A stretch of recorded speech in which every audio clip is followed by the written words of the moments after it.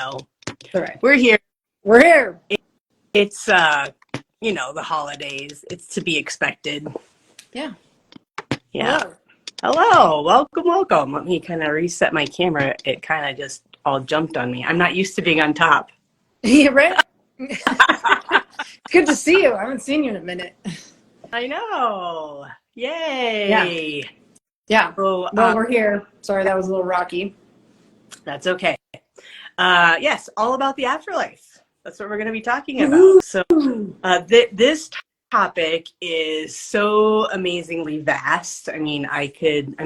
Basically the whole curriculum at Boulder Psychic Institute is all about the afterlife. And so we are going to really need to rely on your questions.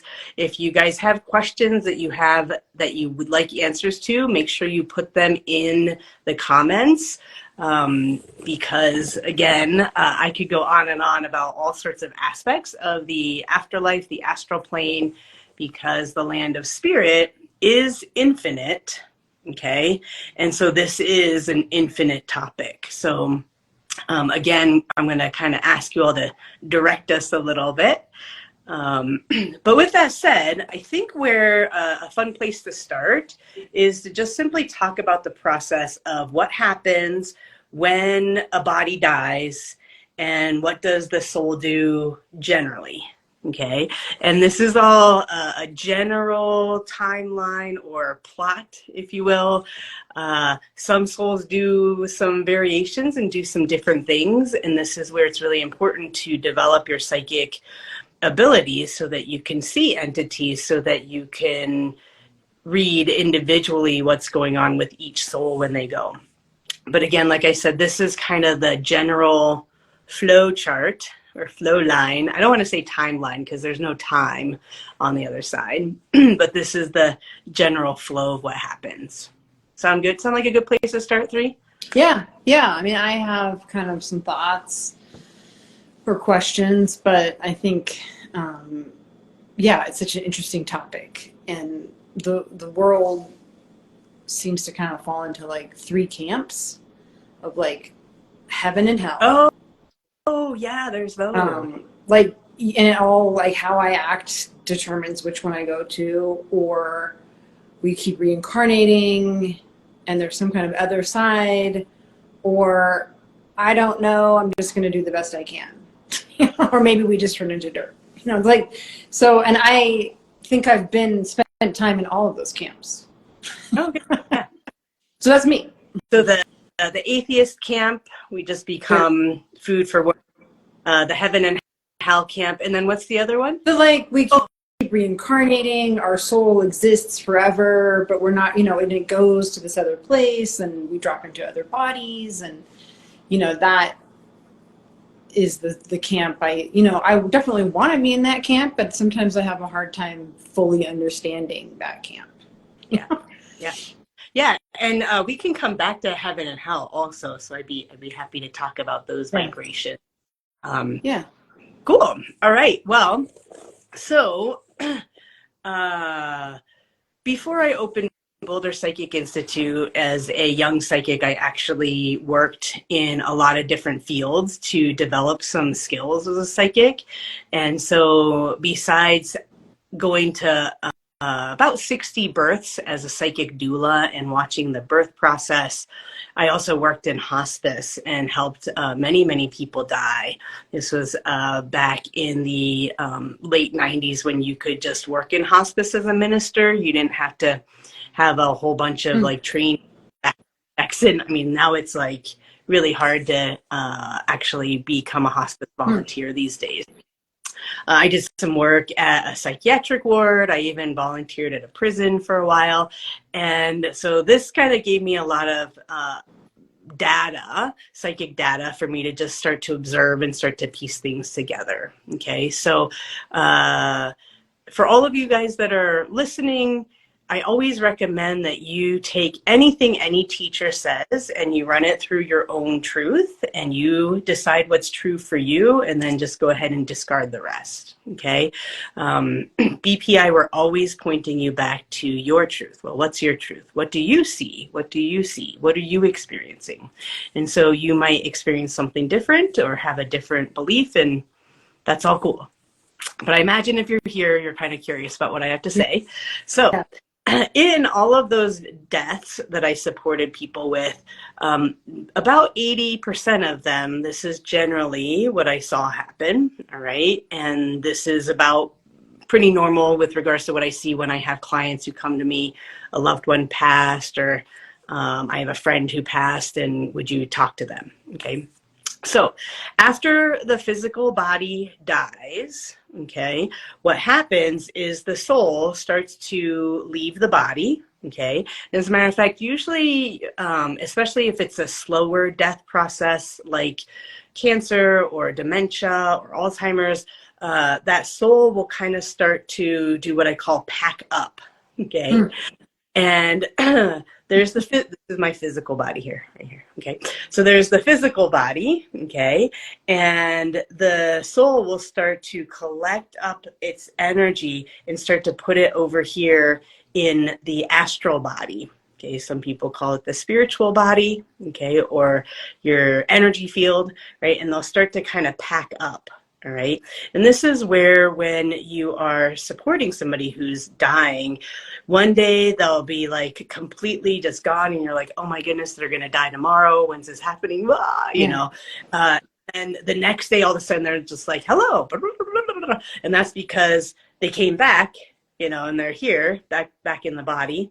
And then maybe a day or two later, they'll pack up some more energy and put it in the astral body. And then that's where the family's like, oh my God, they're going to die tomorrow. Right. Right. So they Yes. bounce back and be like, oh, I forgot a box. Hold on. Let me get that. I'm going to need this. I got to go. Yeah. And what a soul is able to take with them when they die, with regards to their wisdom, are life experiences that they have reconciled. Okay. So energies where they have reconciled, and so their truth flows through it. Their light can flow through that experience. Oh, yeah, that was a pretty cool experience. Or, wow, you know, I learned a lot from that. Okay, that was hard, but yeah, I'm neutral to that. And so they're able to take that information and kind of pack that up into their astral body as energy that they can use, so that they have some capacities to do stuff on the other side. Okay, we're going to talk about what people can do on the other side. All right. But the energies or the past experiences where they are not reconciled, right? Bad memories, bad experiences, things that you cannot let go of, or you feel very angry about still, or even some really good experiences, you know, where you're like, oh, I wish I could go back to that time. You know, and you can't be in the now, right? All of those vibrations will remain stuck in the body. Okay. And so at that point, right, whether it's a slow death process, or let's say it's a sudden death, okay, the soul tries to pack up to leave. And what the soul is able to take are those reconciled experiences that then get integrated into the astral body as usable wisdom, which fuels their capacity to do cool stuff or to be conscious on the other side. Okay. What they don't take with them, or what they can't take with them, okay, is the energy that then they have to work on reconciling. And this is where a lot of other traditions talk about maybe like purgatory or bardo, or this is where a lot of my psychic students see entities. Oh, there's these entities that just keep attaching to me, you know, there's these entities that are everywhere, right? Those entities that are still hanging out here in the physical plane, in the three-dimensional earthly world, okay? Those are entities that still have stuff that they have yet to collect up, Okay. And the only way that they can reconcile those experiences is by kind of hanging out here on the earthly plane, and sometimes coming into another person's body or using another physical body's life experience to reconcile that anger or that past hurt or that PTSD or that fear that they never cleared from that lifetime. Okay. Because the body's probably at that point, it's maybe a year or two, or who knows how long later, the body's pretty much, gone, right? So that means energy is now just stuck here on Earth. Okay. So then they just have to reconcile that. Okay. When a soul is able to clear enough and pack up enough of their life force, if you will, or their soul's energy into that astral body. And it doesn't have to be 100%. Okay. We're not after, it's not perfect. Okay? I was going to say, most of us are not going to die and have learned every lesson and made peace with everything and found the silver lining. And, there's going to be like, oh yeah, I never really got that one thing. Like, I'm still pissed. Yeah. Yeah. So it's not going to be perfect. Okay. And that's all right. Okay. So as long as you have just enough. Okay. Okay, when you have just enough, right? And that's really dependent on the soul. Okay, I can't say it's 63.25% of your energy. No, it really just depends on the soul and their capabilities and their awareness and what they're able to do spiritually. Okay, then what happens is they kind of move out of this bardo purgatory. I just call it souls hanging out here on Earth. Okay, realm. They just move out of that, and they're able to then cross over to the other side. That's what some people call the other side. Okay, that's when they're fully able to finally be over there on the other side. Okay, once they're fully transitioned and they've moved over to the other side, which in human physical years, that could take anywhere from like 30 to 50 years, right? If you're a soul who's been doing a lot of energy work, it could be pretty fast. I actually recently helped another light worker a few years ago, and she just kind of just slid right over. It was pretty awesome, but it was a slow death process, and she was getting ready. She was doing a lot of packing before then. But again, on the soul level, there is no time. So, 30 years is like that, or it could be eternity. Okay. So either way, once that soul gets over to the other side, they are met with a group of entities that I like to call their Council of Souls. Okay. And then a type of vast entity that I like to call the Supreme Being. Okay, some people call that energy God or source or universal life force or Allah or whatever. Okay, but it's that omnipotent, omnipresent energy that I like to call the Supreme Being that's on everybody's side, looking out for everybody's best interest. So you're greeted by the Supreme Being and then also the Council of Souls, which the Council of Souls are entities that were assigned to you when you were born as a soul. Okay, so it's a whole different topic. But when you were born as a soul, your birth moment as a soul, okay, at that point, spiritually, you were assigned by the Supreme Being a council of entities that were assigned specifically to you to just provide counsel, provide guidance in your soul's journey. Okay, these Council of Soul members, they don't have their own life path. They don't they don't incarnate into physical bodies. They're just pure entities, similar to angels, where they just have a task that they are doing for the Supreme Being. Okay, I find that, and so I find that just comforting. yeah. You got, and some people do call them like your guardian angels. When people say guardian angels, I'm like, oh yeah, I know what you're talking about. That's the Council of Souls, right?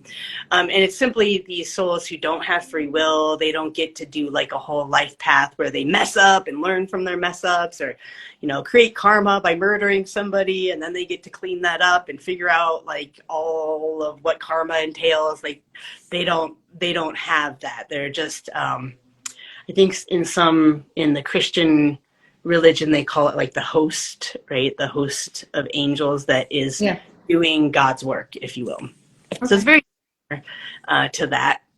And the Council of Souls, what they do is they will sit down with you over there on the other side, and they'll help you. They'll run you through what I call a life review. Right? I find that like I'm like picturing this SNL skit of like where you walk in and you're like, hey, how'd it go? How'd I do? Like, that time in third grade. Right. Like, that wasn't my fault. Okay.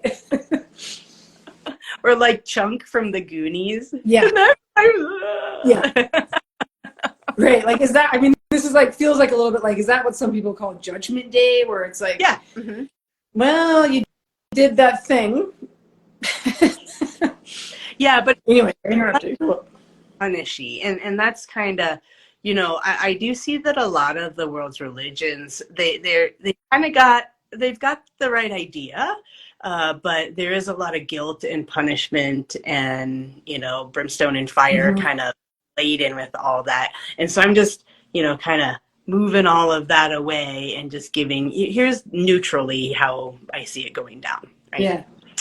And that life review, this is where a lot of people who have near-death experiences, my life flashed before my eyes. Right, right. That's like, they just barely started to touch in on, wait, I want to come back. Okay. Also where caretakers of family members, caretakers of those who are dying, will go through a life review with that person while they're passing or after they've passed, right? Yeah. I don't know if you've ever been a caretaker for somebody who is dying or have been around or known somebody close to you who has died, right? Well, be prepared, because this will happen where all of a sudden you'll kind of start to do your life review with them, but it'll be all that you had with them. And people are like, oh yeah, I'm having all these memories of that person. And actually it's you and that soul kind of reconciling anything that maybe didn't get reconciled, or going, yep, I'm going to find you again, in my next life. I'm going to find you and pay, and you're going to pay. You're my child. I don't know. Yeah. And so then they do that life review. Once that life review is complete, and you do it with the Supreme Being or Council of Souls and you, and it's kind of like a round table. There's no hierarchy there. And at that point, then you work with your Council of Souls and the Supreme Being to decide what your next step is. As a next step, right? Do I want to just hang out on the astral plane for who knows how long? Do I want to become a spirit guide and maybe support those that are living here on the planet? Do I want to go to another planet? What do I want to do? Okay. Most souls, like 80+%, okay, they will go, well, yep, there's still a lot to learn down there on Earth. There's still a lot of experiences to be had. And I still have karma down there with 3 and all those other people, and so they'll be like, yeah, minus. Yeah. I mean, I never got to have that crazy, amazing sex with 3, so I really need to come back. Too late. Missed the window. Yeah. And so they, most souls go, okay, well, I'm going to reincarnate. And they, with their Council of Souls, go, okay, here's the karma that I've accrued that I have not cleared. Here's the new karma I made in that lifetime. Here's karma I didn't clear from that lifetime. Oh, yay, I cleared some karma. Let's celebrate, Or Here's some life experiences that I didn't really resolve, that I'd like to try that again. I didn't really figure out how to heal that painful relationship with my dad, or I didn't really figure out how to let go of my fear of death or my fear of love or intimacy. So I'm that again. And so they'll come up with like the game plan with, here's what I want to learn and experience and do in my next lifetime. Yeah. And in that kind of packaged game plan, okay, I call it your mock-up for your next lifetime, okay? But in that whole roadmap, not only is it what they want to learn, what they want to experience, but it's also what kind of body do I need to have those experiences? Do I need to have a male body or a female body? Or do I need to be born in a certain country or a certain part of the world, a certain socioeconomic status? Do I need to have blonde hair or brown hair, right? You know, how tall do I need to be? You know, do I have fat, thin, whatever. All of those are kind of decided, okay, to get you the best outcome in that next lifetime that you're going to have. Okay, and we're talking about the reincarnation path, which 80+% souls here on Earth, human souls, when their body dies to get to the other side, that's what they choose. Okay. So if you will, then at that point, the minute or the second, it's hard to talk about time because it doesn't over there, but that moment that soul has their game plan and they're like, got it, all right, here are the genetics, here's what I need, then that soul becomes what I call a baby spirit. Okay.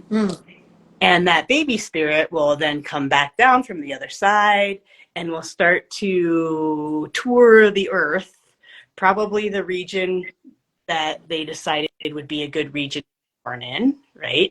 And so they'll tour that part of the earth to find the best fit parents and genetics and the parents' personalities, personality strengths and faults and all the things. How's the couple doing? They'll kind of hand pick and go, oh yeah, you guys would get me exactly what I want to learn in that next lifetime. And so that soul, that baby spirit will then start to kind of knock on people's spiritual doors and be like, hey, Three, will you be my mother? Be my mom. Producer, will you be my father? Right? And most human beings are not conscious of this, right? And so then they usually just go, sure, whatever, if they're of childbearing years. The baby spirit's like, you know what? You guys don't need a condom. You're fine. I'm coming in. I know. I've known baby spirits who've made it through a condom and birth control. They're like, no, you. Hey, I'm here. You guys are the ones. Yeah. That's alarming. Yeah. And usually it's unconscious, but the parents with the physical body say yes. Sometimes they'll say no. You know, actually, my first choice parents, they said yes, and then they changed their minds that they just didn't want to have kids. I was like, you turn. I need to be born soon because I want to be a Gen Xer in the 80s. So, you know, so I U-turned and then pick the family that I was born through in this lifetime. Huh. Yeah. We have a question. Yes. Can you chat with your Council of Souls right now? Or do you have to wait till you bite the dust? Another one bites the dust. And then I want to circle back on why you chose to be Gen X in the 80s, but let's save that to the end. Why on earth? Because it's the coolest generation. Duh. I love that our fashion is coming back. Like, I love seeing all the 90s fashion. I don't know about the 90s fashion. I prefer the 80s. The flashy stuff, yeah. Yeah. The 90s and the tall hair. And anyway, that's off topic. So, yes, you can. Oh, that's Angela. Angela, you know how to talk souls. We have a whole class on that in the Enlightenment program. So this is, again, why it's beneficial to develop your psychic abilities so that you can go, yo, Council of Souls, can I come and sit in your circle? It's like sitting with your elders. Mm-hmm. And hey, I want to have a dialogue. You know, I'm a little bit confused about my life path right now. Should I go left? Should I go right? Mm-hmm. Should I marry? Not, you know, and they can offer some guidance. Okay, now they're not going to tell you what to do, because ultimately you have free will and you're the one who has to live physically and or spiritually with your consequences. But they will provide guidance, and they'll say, well, remember that life review we did, and that karma that you still wanted to clear with so and so. I mean, you don't have to do it this lifetime, but you know, the opportunity looks like it's right there, you know, and Yeah. that kind of dialogue is what can go down with that council. And basically what the Council of Souls do is they do hold that vibration of your mock-up for this lifetime. Hey, this is what you wanted to do in this lifetime. You know, in case you forget, we're going to try to remind you, right? Yeah. You know, And if you fully thinking, get smart, we'll definitely remind you when you make it back to the other side. right. Thinking about death and dying and the afterlife and what happens when we die, there's a part of me that almost wonders, is this worth our time thinking about? Meaning, like, so many people get caught up in, like, oh, I better be good, so good things happen to me in mystical other land outside of my body, or I can kind of act however I want and maybe do some magic karma clearing, and then it's all okay, or being filled with dread if it's like, oh, it's just nothing. There's a part of me that wonders, like, how much time should we put into trying to understand what happens to our soul after we die? Versus, because there's this part of me that just struggles with, like, I don't know. I mean, I have always struggled with, like, just absolute belief in something. Like, I want all that to be true. But then it's like, you know what? I don't know if that question is serving me. Maybe I just try my best to live my own life purpose and try and do the best I can to the other souls in a human body on this planet, you know, versus, like, think about when we die. Or, you know, I get also tripped up with, like, if people are suffering, kind of thinking, well, they created that experience for themselves, so hey, high five, good luck. That feels like, that doesn't feel right either.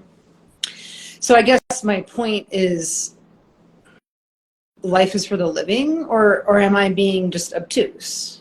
Does any of that make sense? Yeah, I believe you're asking two questions there. And the first question is, how much energy should I put into the afterlife, right? And I will, there are some teachings out there that put way too much emphasis on it.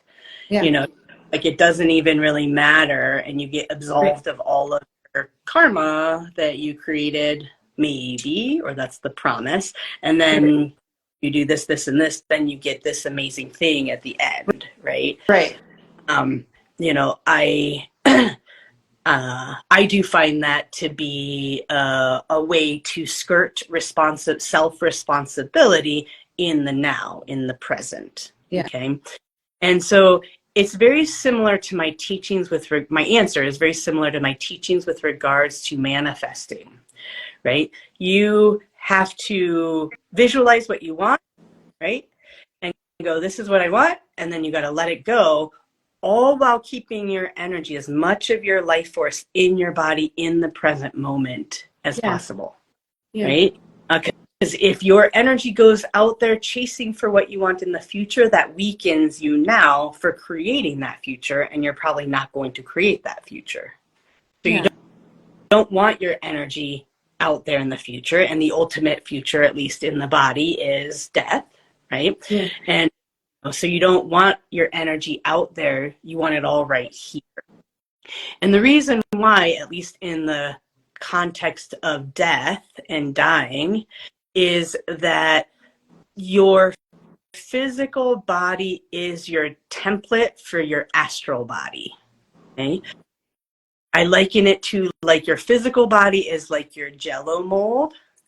And you want to, in a lifetime, see if you can pour as much of your soul's energy into your body jello mold so that when your physical body dies, your astral body will have been molded into a solid astral form. And entities with a more solid astral form, they look like a body, okay? They have a lot more capabilities than souls that are wispy or not all together.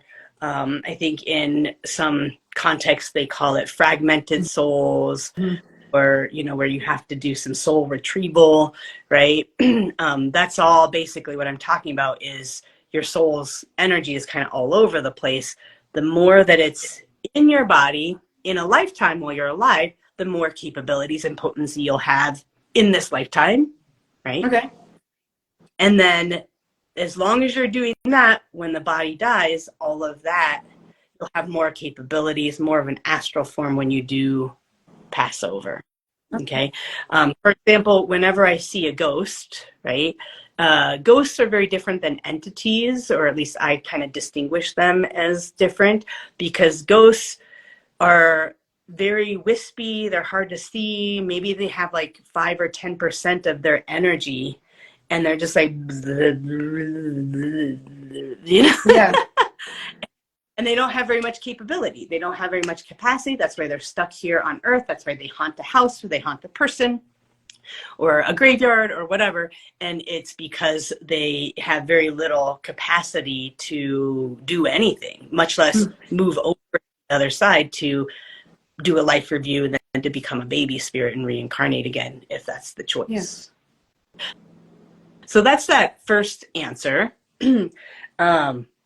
Oh no, I lost your second question. There was another question that you had in there. It was kind of like life is for the living, and if I think I started to bleed into like suffering a little bit of like when we see other people and just being like, oh hey, I see that you mocked up to be homeless and on the street. Good luck with that, like that doesn't sit well with me sometimes. Of like, wait, but we're all here together. We're in this together. And even though we each have our own bag of junk and bag of cool things, something about like getting too focused on the spiritual realm, I think, can kind of take us out of being a human with other humans. And the reason I bring this up is just before we got on this, I was writing a newsletter for us about like how to spot like a sketchy teacher or group, like, because I've been watching all these cult documentaries. But one of the things that I keep hearing is people will talk about like, oh, you don't want to be in the 3D realm. You want to be in 5D. And like something about that was like, wait a second. No, we're here. We're on Earth. It's Thursday. I have to pay taxes. It's December. Like, this is the experience. And if you're too like, the astral is the only thing that matters. Like, no, this is it. You have a body. You fart. There's that other person over there. So I think that's maybe it's not a question of just a point of like where I'm at today is like, you know what, if you don't, this is today, this is your body, and do the best you can, versus like, I hope I'm an awesome spirit. You know what I'm saying?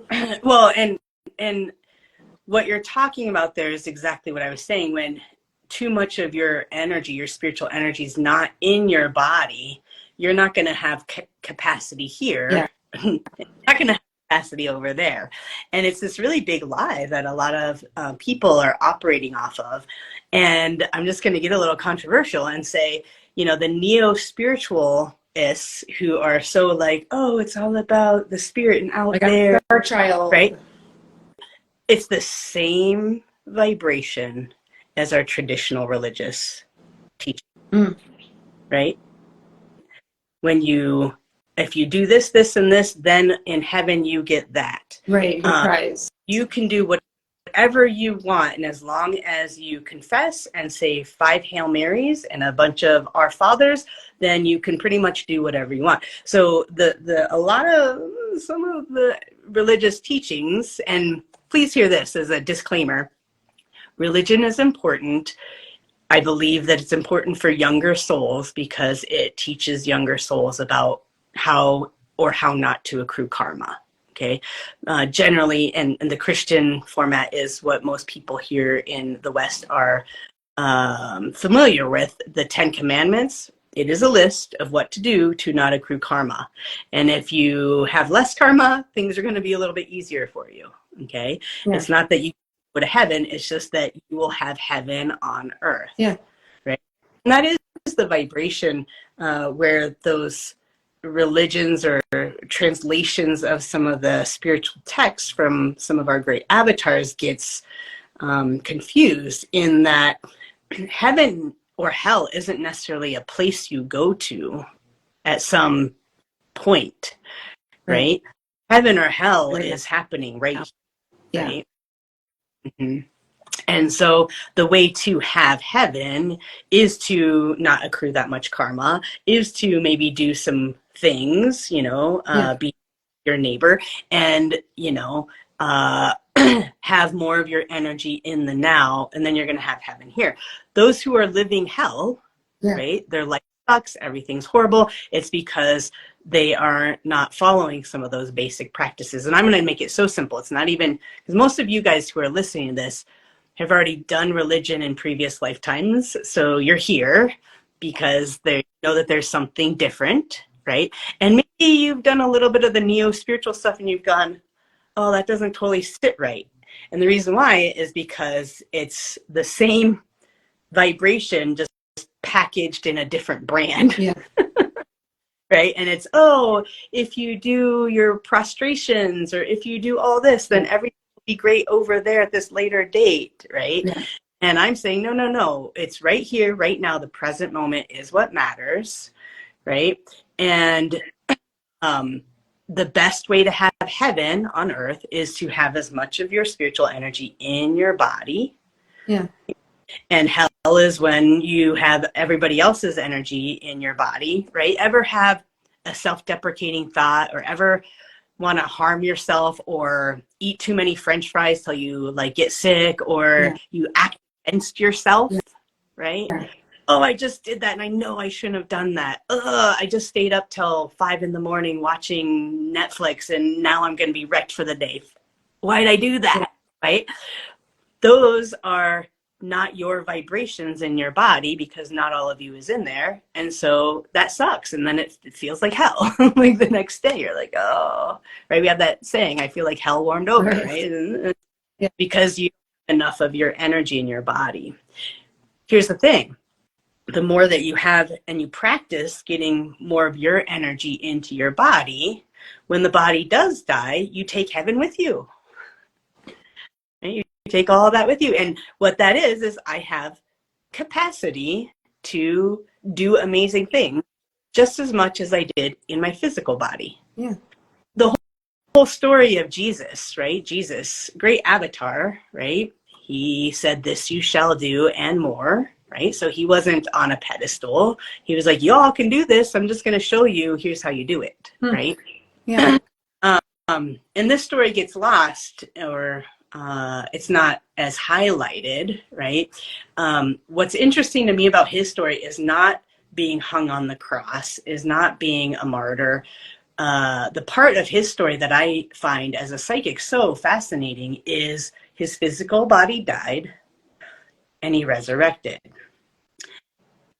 And most people read that as somehow he brought his physical body back to life. No, he had so much of his energy in his body jello mold, his Jesus body jello mold. Jesus jello, yeah.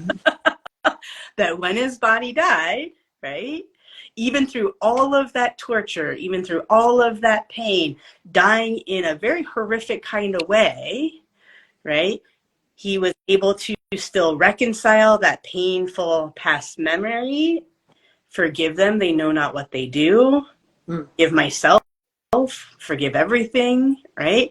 And then he was able to have a lot of his life force in his astral form when that physical body died, so that that resurrection story is, boom, astral body. His astral body was so solid that people experienced it as though he was physically present. Right? But a lot of that gets lost in that translation. You have to be psychic to be able to read that, or have dialogues with Jesus, you know. But that's the cool story. And that's a lot of what I base the teachings on here at Boulder Psychic Institute is that, like, Jello mold. Yeah. Like, you know, Yeah. Well, many years ago, I was sitting at Thanksgiving dinner. I was probably like 20.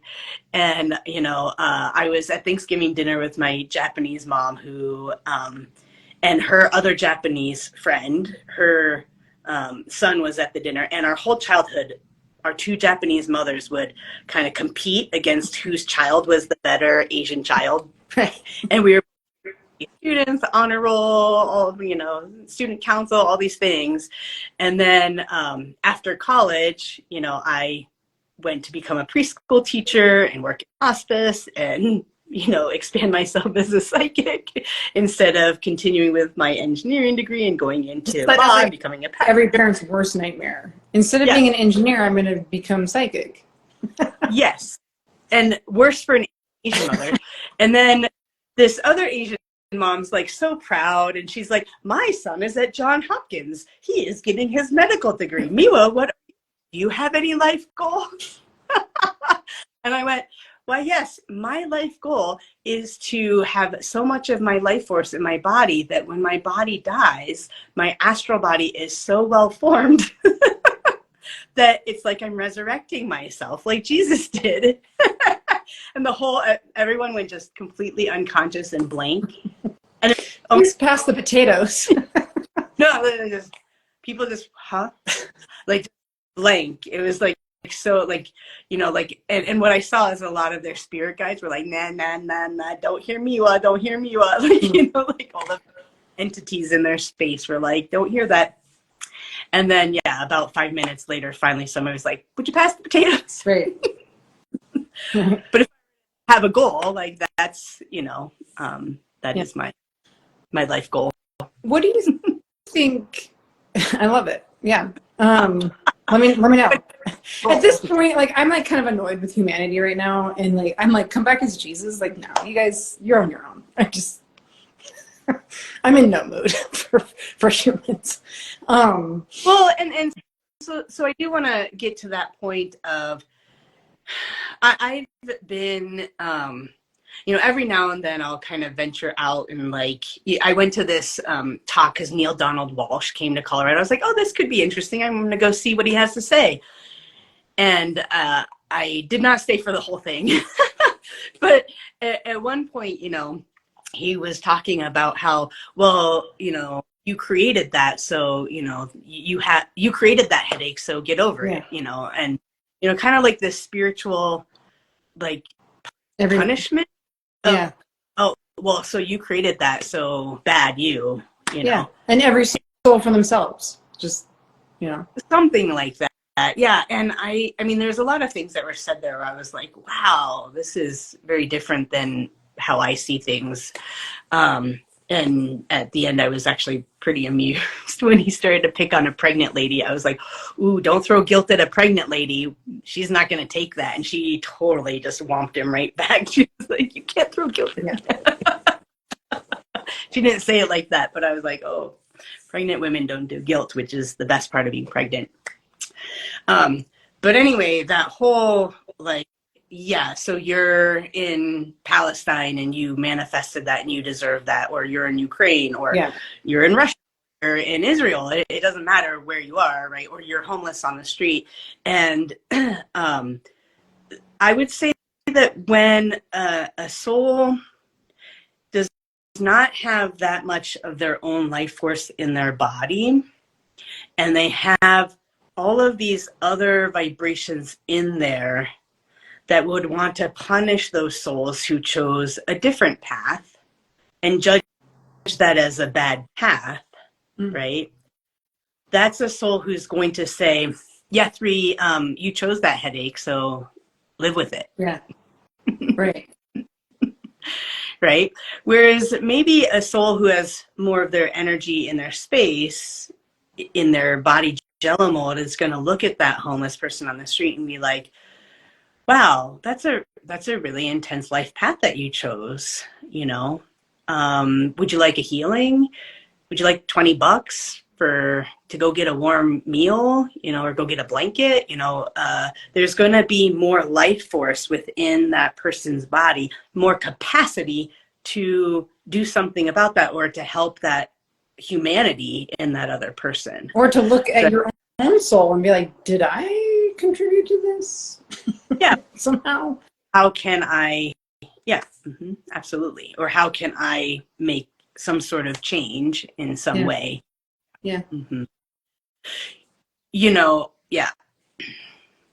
What do you think when you hear people refer to a lost soul? Is that kind of sometimes, oh, they're a lost soul or lost souls. What do you think, what does that mean to you? Well, there's like a spectrum there. So like a full-blown lost soul, we'll kind of work our way back, right? A full-blown lost soul is a soul who's literally so disjointed, so lost from their body that they don't even really know where it is.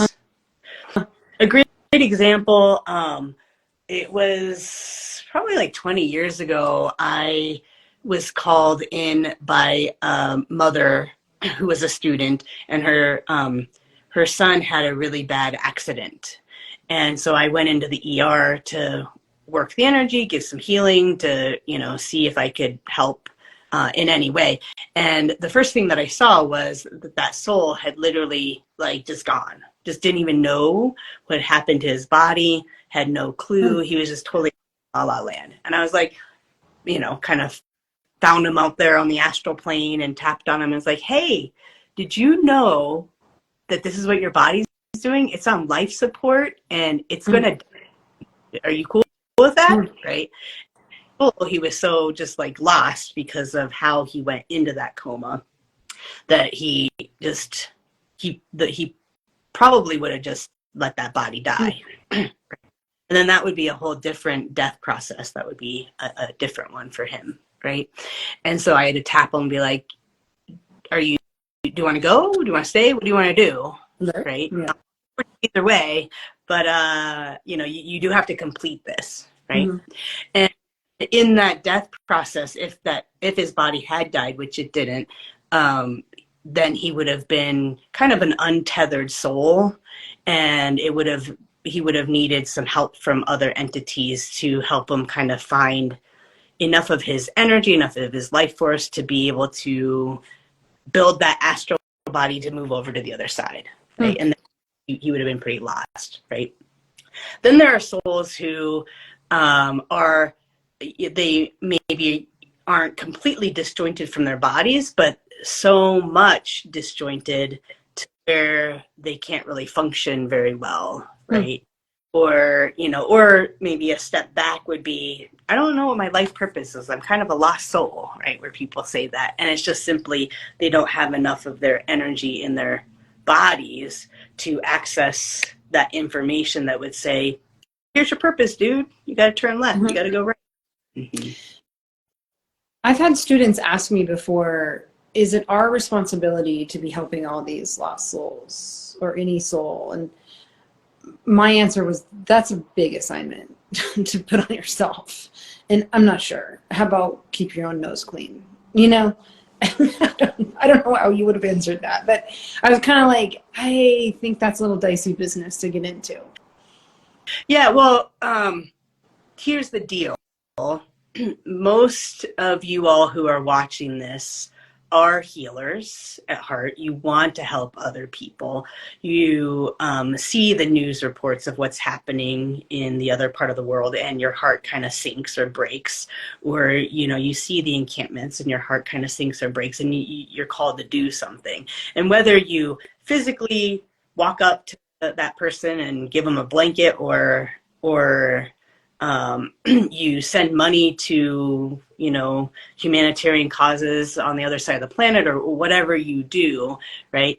Even if you're not doing, even if you are probably doing some of those physical things, all of you guys are healers. And so it's very likely that you're unconsciously healing them, right? Yeah. And the problem with that is that unconscious healing has you, again, leave your body and go to the Middle East, and go to Russia, Ukraine, right? Or your energy goes to that encampment that you passed earlier today, and then you don't have your potency. And maybe it's in all three places. Maybe it's in 1,000 places, because there's still things going on in Syria and Africa and right?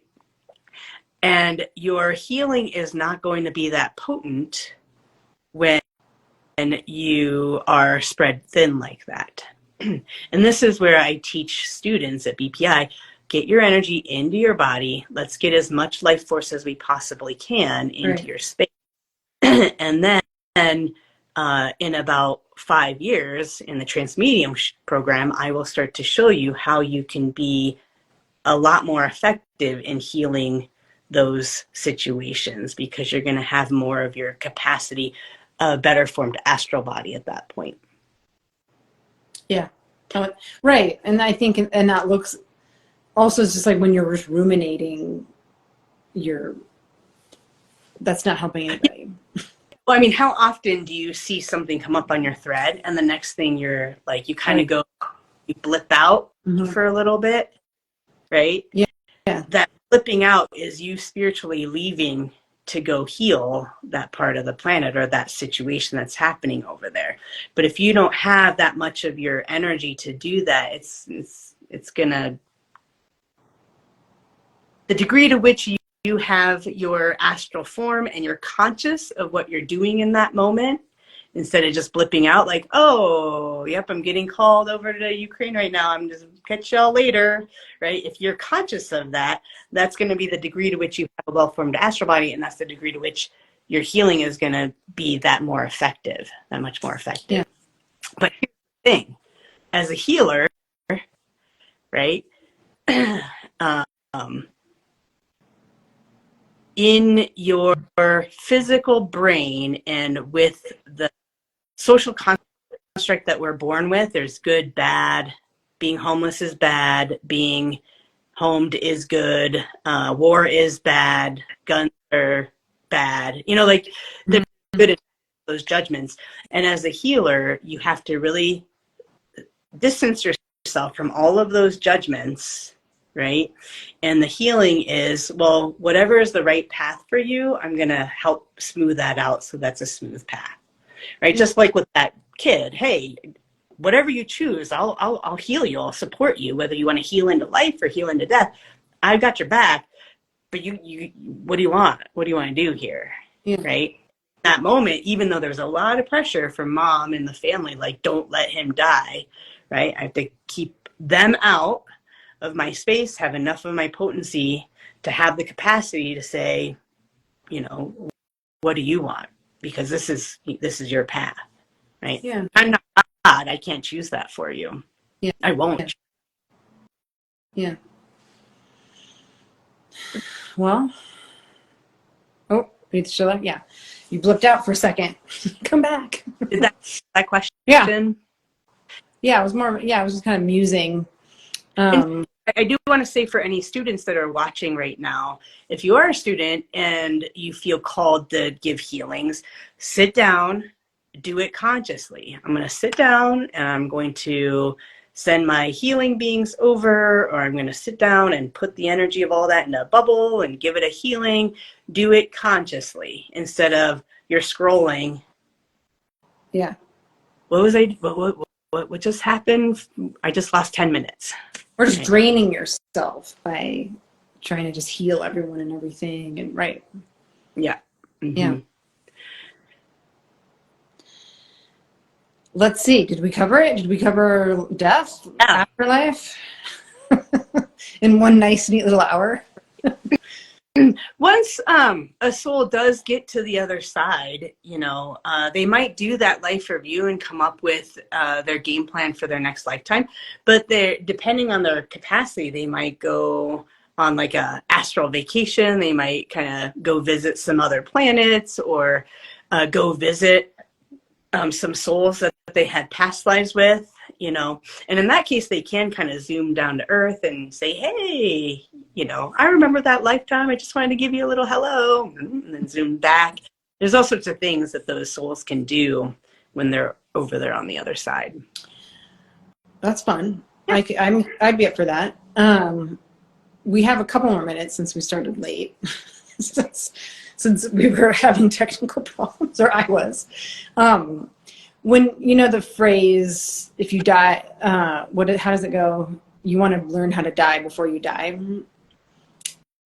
I like that, and I'm curious if you have thoughts on that, of like the idea of like learning how to die all the time, like learning how to die every day, of like, oh, I'm not going to have these attachments to this or that, or I'm going to be able to let this go, part of my life go. I'm going to learn how to die before I die. Is that something we can do or think about, dying before?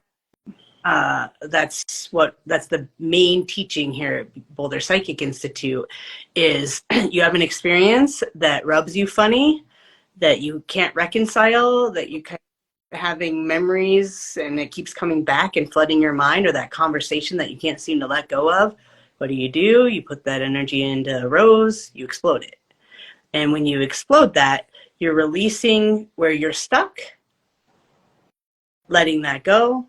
And then where you're not stuck, you can bring that back in to your body through a golden sun. And that keeps you clear so that when your body does die, you can pack up with a lot more ease. You have less baggage. Yeah, I like that. Life, death, life.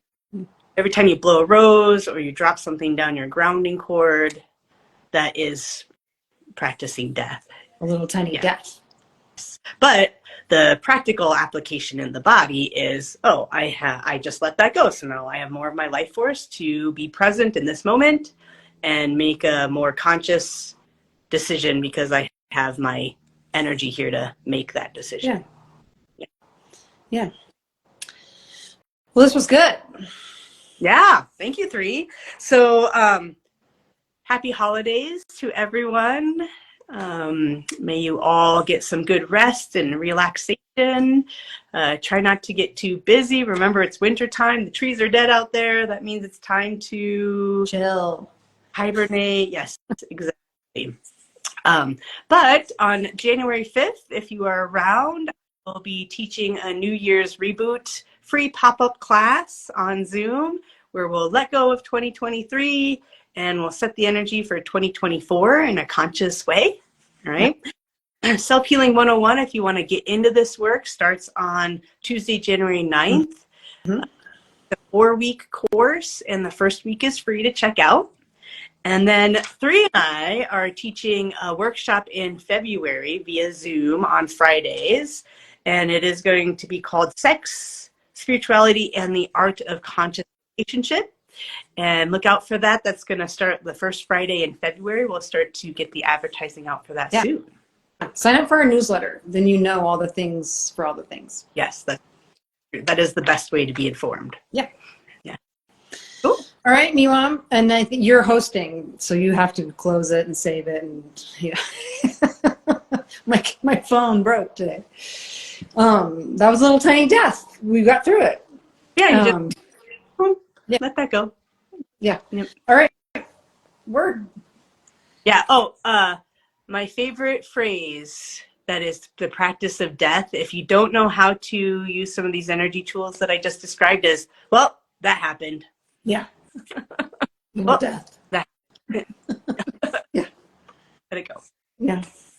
Yeah. Amazing. This is good. Thank you, everyone. Thank you for a wonderful year. And Three, thank you for being my incredible friend and colleague and co-host here on these shows and some of our workshops.